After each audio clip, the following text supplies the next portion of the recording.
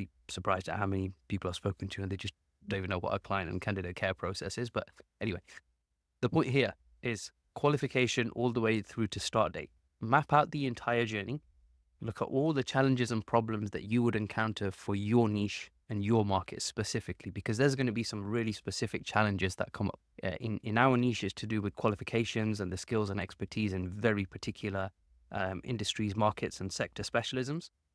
Whereas in your niche and your market, it's going to be something very slightly different. But look at all of the candidates that you've taken through this entire journey and look at every time that you've had a problem point and rephrase that into a question and now add that into a qualification state. So now we have a standardized process for qualifying candidates. And what happens is every time we get a candidate, the chances of them dropping out throughout this entire journey is super slim because the problems that we could have encountered if we didn't qualify them properly, they only come up when you don't qualify them properly. So given 10 plus years experience, more so from our business partner and others in our team, like combined experience, we can review our entire candidate journey and map and the process every few months and turn around and say, you know what, there's this new question that keeps coming up time to time. Let's stick that in the candidate qualification process. So you stick it right the way up here.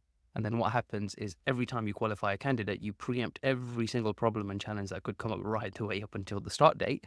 And now all of a sudden you don't have those problems because you asked all of those questions up front. So this is how we do it. We literally map out the journey, map out the process, all the step-by-step stages that the candidate would go through, write down all the problems that they would go through, rephrase them as questions, and put them right at the beginning in the candidate qualification stage. And all that means is that in your CRM or in your note-taking document or whatever you used, you have a template set of questions that you want to hit every single time that you go through. Now, it's really important that you don't make this sound like a robot and you just almost like if you've ever applied for any kind of contract online, they go through like, what's your name? What's your last name? What's your date of birth? Like you don't do stuff like that.